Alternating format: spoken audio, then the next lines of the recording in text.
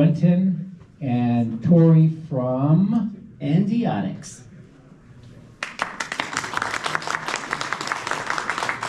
All right, thanks everyone. We are super grateful to be here. Thanks to the AI Summit for hosting this. And we want to throw some slides up and start to talk about what we are going to do with micro-robotics in the human body. And so I'm an aerospace engineer, I love medical devices, and I feel like we could be more ambitious with our health tech.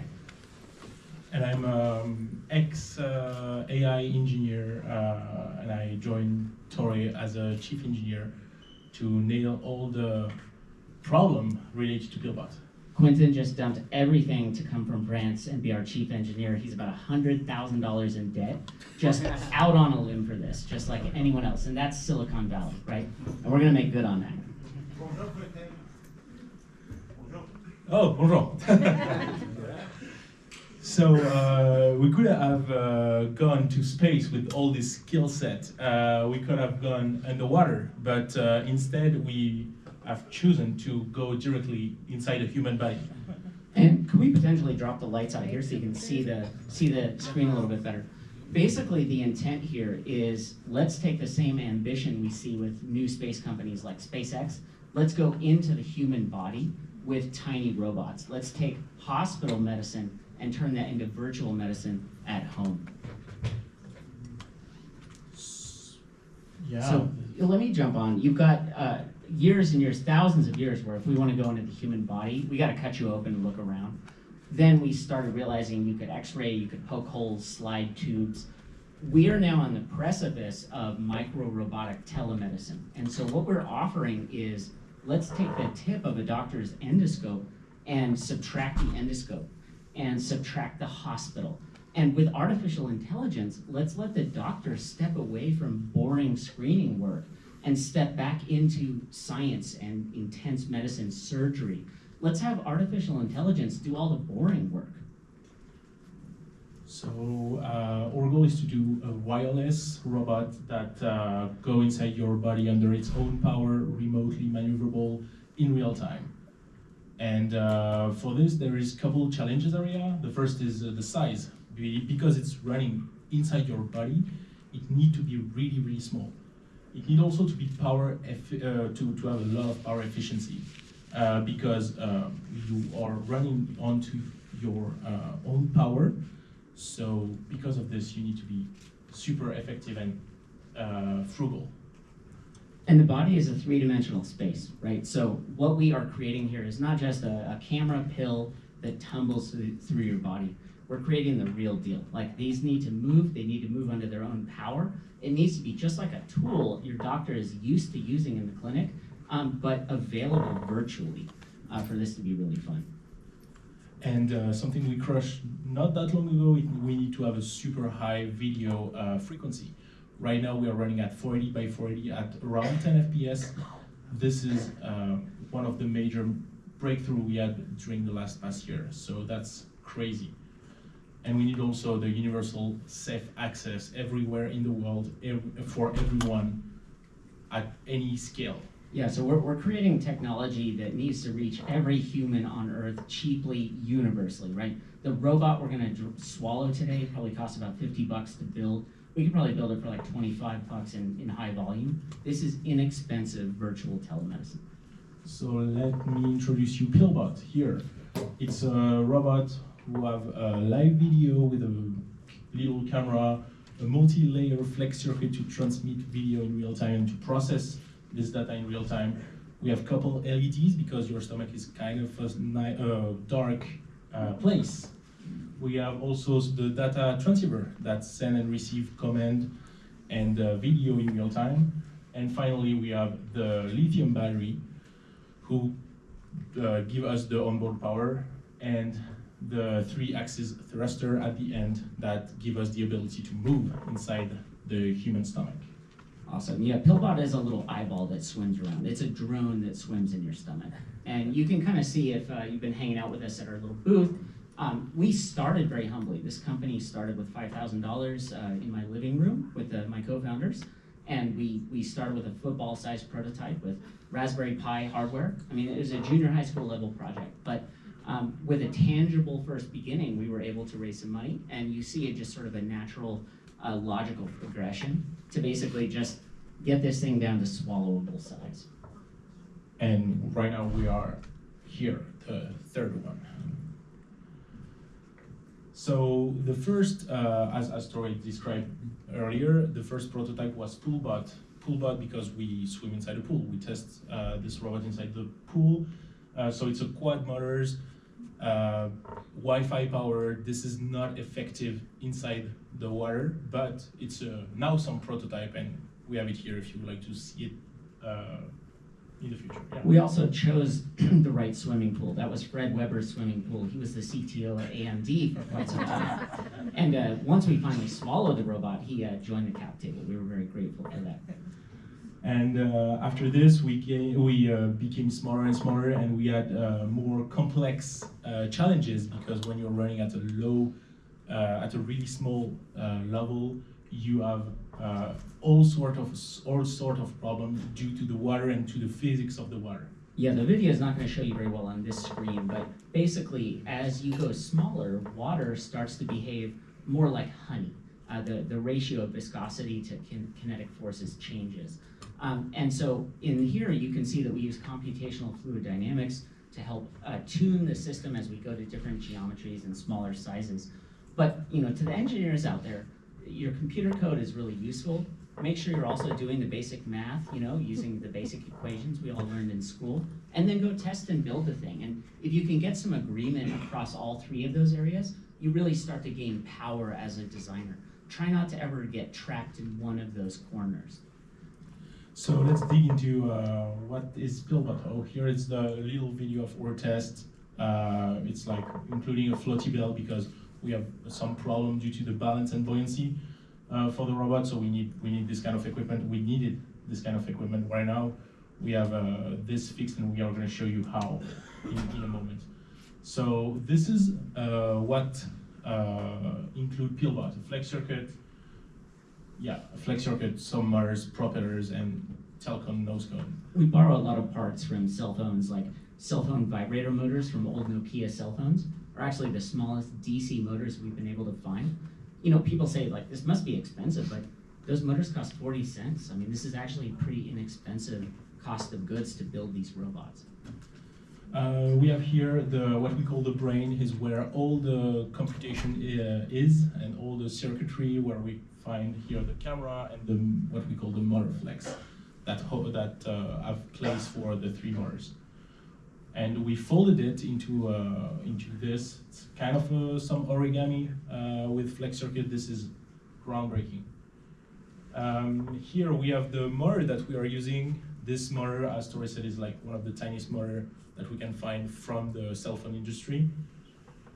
And when you integrate everything together, that gives you this without the shell. And if we are going to add the shell later, you're going to see. You can see here what we call the stator.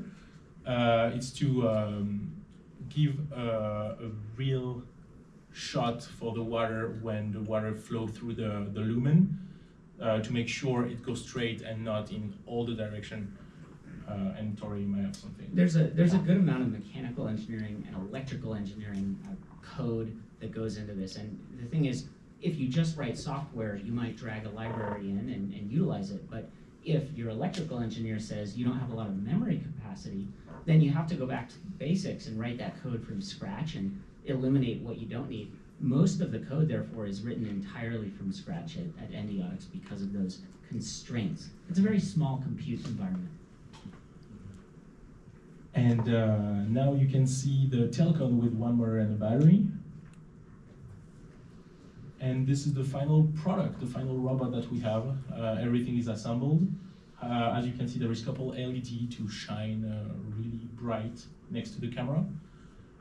And here you can see the lumen we discussed just before. So because it's at a really tiny scale, we need really tiny equipment. So every part that you're going to see a bit later is handmade. It's a work of art. We are using all the time like tiny tweezers and microscope, etc., to make sure everything is super precise, because it's at the nanoscale. Yeah, it's precision microassembly right now, but in time, this is basically mass production suitable. You basically fold the flex circuit up and pop it into the capsule and close it. That's paraphrasing the hard work that you see back there. So now let's talk about AI. Right now we talk about the robot itself. This is amazing. It's a shell that moves inside your stomach with a camera. But it creates a lot of data and a lot of inaccessible data that we now have the opportunity to see basically all the time. So what kind of automation we can see? In the data link, because we can have a an automated transceiver that can adapt its frequency and the bandwidth automatically to where you are inside the human body and where the antenna are located near your body, etc. This is amazing. Yeah. Yeah, in short, AI needs data to be created, right? And to get data in the human body right now, we have to put you in a hospital, after maybe a 6 to 12 to even 18-month wait. Then we have to knock you out and jam a tube into your body to collect some data. I mean, that is a hard way to get data.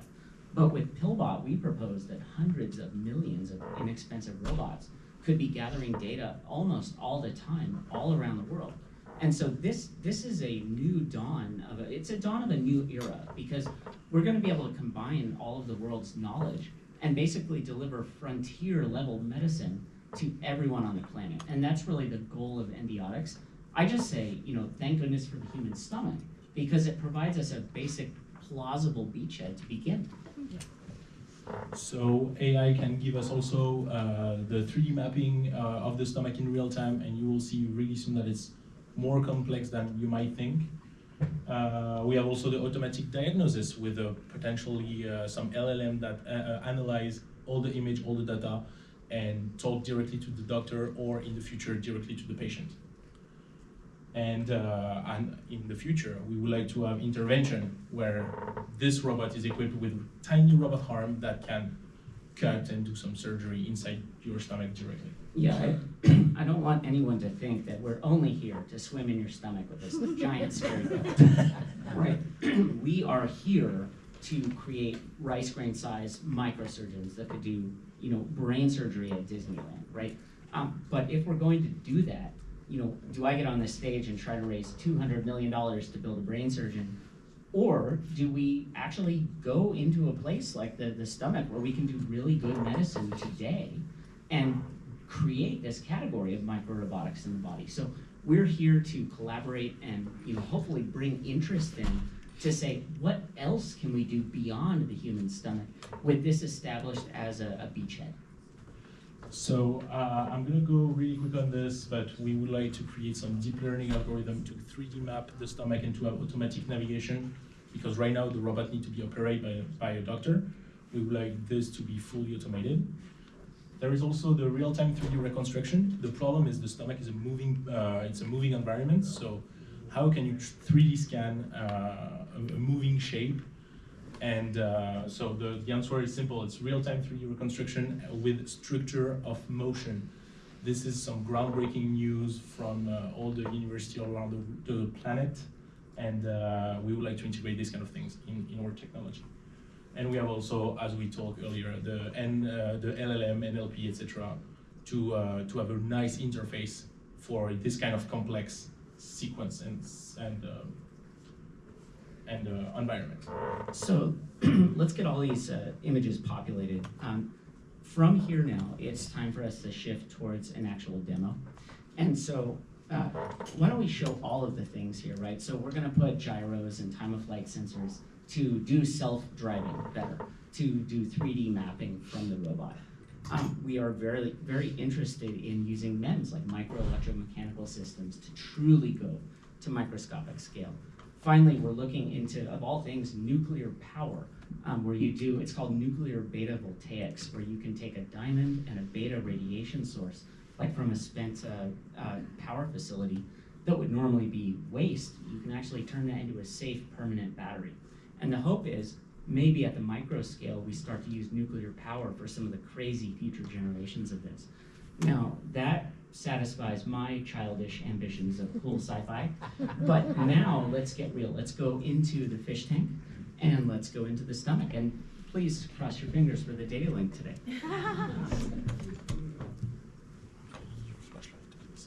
No problem. We activate the robots using a powerful light source.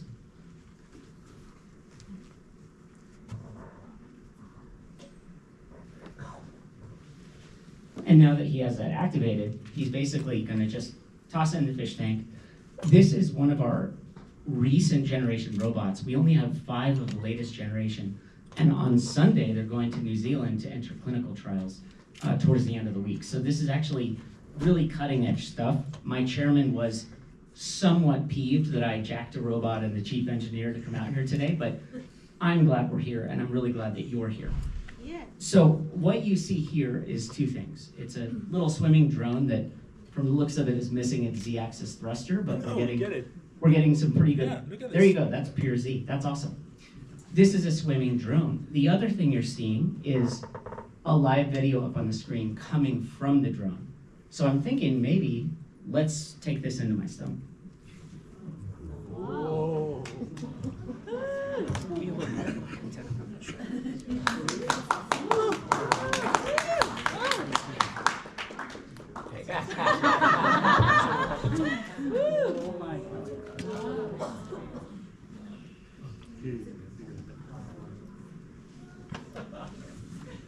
Yummy.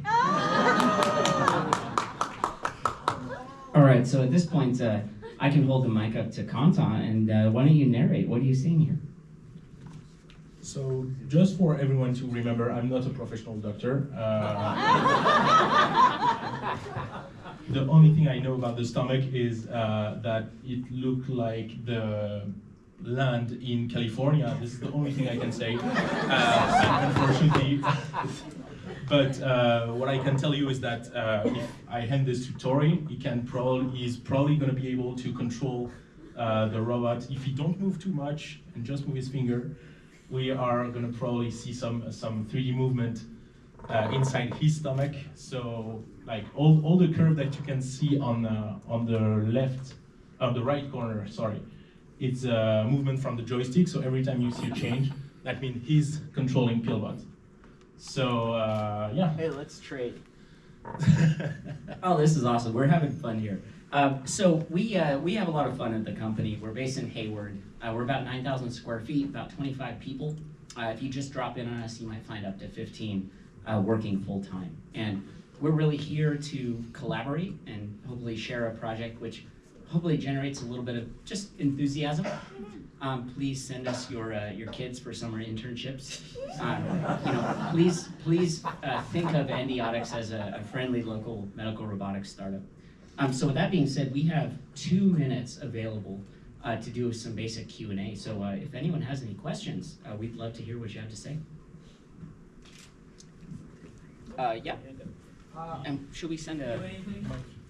Can I?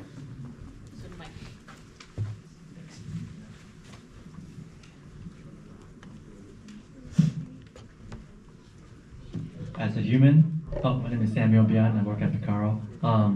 As a human, do you feel anything as it swims through your living being? You know, they used to be about twice the size, and I had one like not quite stuck in my throat at the MGM Grand a few years ago.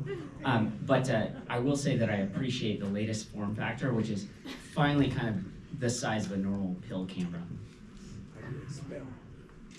How do you expel? How long the battery can withstand? So the first question I heard here is what happens, how do you get rid of it? You go to the bathroom, you flush. It's going to end up in a screen at the wastewater plant. Our good friends in Hayward who run the plant have become really close to us. And I can actually show you the conveyor that puts it in a dumpster. These end up in a landfill. And you, sir? Oh, I was talking about the battery. So here's the beautiful thing. Like, you have to look at the market and the performance. So a passive pill camera needs to last for like 8, 12 plus hours, but they only address like 1% of the market because they don't move. By making these move, we all of a sudden address an $85 billion market. And the weird thing is, gastroenterologists, when they're doing an upper endoscopy, they only want to be manipulating the scope for like 5 to 10 to 15 minutes. And so PillBot in this iteration is a short look around in the human stomach with real-time 3D control, so you can feel like you can go where you want to go. Awesome. We're just up on time. Maybe one more question? Yeah. How do you guys calculate the odometry of the pill? How do you guys know where it is? This is a really good question. The question is like, how the heck do you know where the pill is in the human body? You might have noticed that we have the Apple Vision Pro augmented reality gear, at our display booth, which I have to send him back to the company right after this. Our intent with technology like Vision Pro and beyond is to use spatial compute to do something really magical. So if we use the inertial data coming off the bot and maybe time of flight to really lock in, we can create real-time maps of what the robot has seen. What that means in plain English is that if you're wearing Vision Pro, you should see a hologram of a patient's internal organs that have been visited by PillBot. This is really cool. If you're a doctor, what it means is you should be able to be in a giant stomach in real time and tell the robot what to go do. And so we are just really excited to be on this cusp of a kind of a new way to do medicine. And the hope is that it's a combination of a bright new world that people can get excited about, but also a tangible product that a gastroenterologist can say, yeah, I could use this on many of my patients to have a quick look around. So with that, we're already a minute over, so I want to say thank you, everyone, and thanks for the AI Center for hosting. Ladies and gentlemen, Endiatx, wonderful.